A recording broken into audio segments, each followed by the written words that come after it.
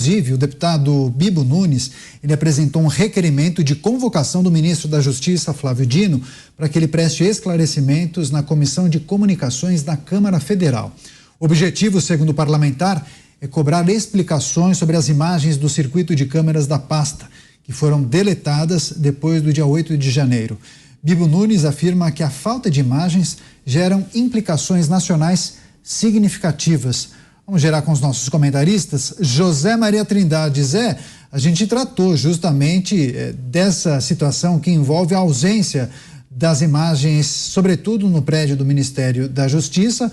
Havia um contrato que não previa justamente o armazenamento das imagens depois de determinado tempo, salvo engano, 15 dias. E são muitas câmeras, dezenas de câmeras, salvo engano, mais de uma centena de câmeras que estão por todos os corredores do Ministério da Justiça, mas eu acho que conseguiram levantar imagens e arquivos de 4 ou 5 câmeras. Esse pedido de Bibo Nunes, presumo, é o desejo de muitos parlamentares e também de várias frentes de investigação. Só que será que vão encontrar? Pois é. Olha, a oposição está trabalhando no Congresso Nacional. Hoje eu pude presenciar no Congresso Nacional, por exemplo, a criação da Frente Parlamentar contra a Corrupção, uma frente presidida pelo deputado Coronel Meira, e é uma frente importante. Inclusive eu participei lá da abertura do processo com vários parlamentares. A Bia Kicis é a diretora jurídica, o senador Girão, o importante, o coordenador geral pelo Congresso Nacional dessa frente de combate à corrupção. Veja que importância. Então, a oposição está trabalhando.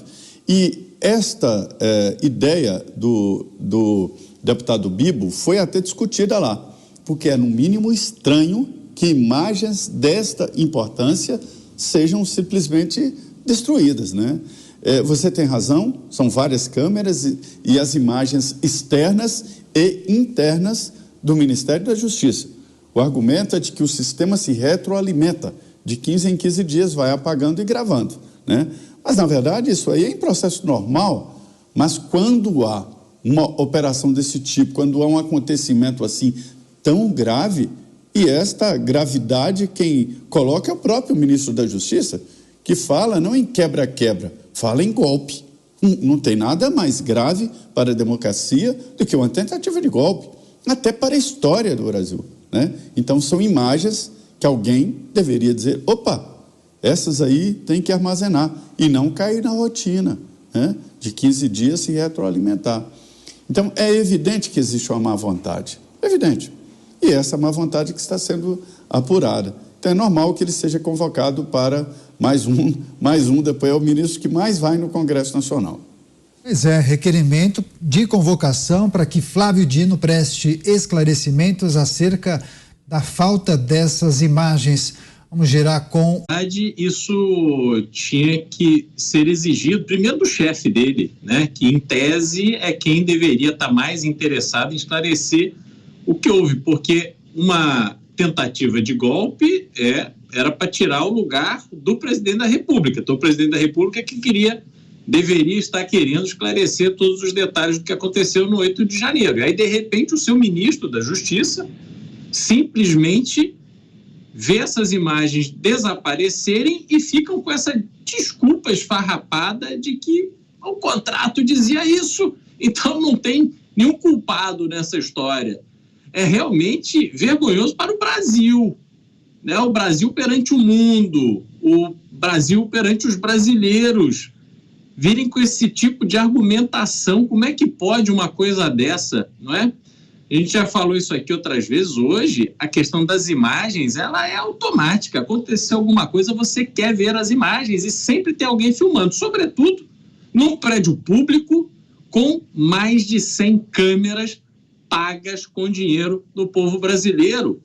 Ninguém salvou essas imagens, deixaram essas imagens desaparecer. É uma coisa assim inacreditável. Entretanto, é preciso lembrar que o ministro Flávio Dino já foi à Câmara várias vezes esse ano. E em determinado momento, onde ele estava acuado, onde ele chegou ali preocupado com o tipo de questionamento que iria receber, saiu de lá dando risada. Porque a oposição não pode simplesmente ir lá fazer seu show, gravar seu vídeo. A oposição tem que se preparar para aguir o ministro Flávio Dino. Tem que estar municiada das informações, tem que ler o contrato, tem que ler a legislação, tem que colocar o ministro contra a parede, porque este é um caso em que não há justificativa para não termos mais essas imagens. É surreal a fragilidade que a segurança das instituições, dos prédios públicos, está exposta. Então, espero que todos os membros da oposição se unam, se reúnam e entendam que eles terão, nesta oportunidade de ouvir Flávio Dino sobre esse tema, uma missão muito importante, a missão de mostrar ao Brasil a realidade de como estão tratando os episódios de 8 de janeiro. Ao invés de estarem, de fato, se sentindo vítimas de uma tentativa de golpe que deporia o presidente da República, os ministros, o STF, a Câmara, estão usando isso de forma política para o seu próprio benefício desde o dia 8 de janeiro. Então, que aproveitem essa oportunidade para deixar cada vez mais claro o que está por trás e como o próprio governo enxerga o que aconteceu, como uma oportunidade de avançar com as suas próprias pautas e enfraquecer o inimigo.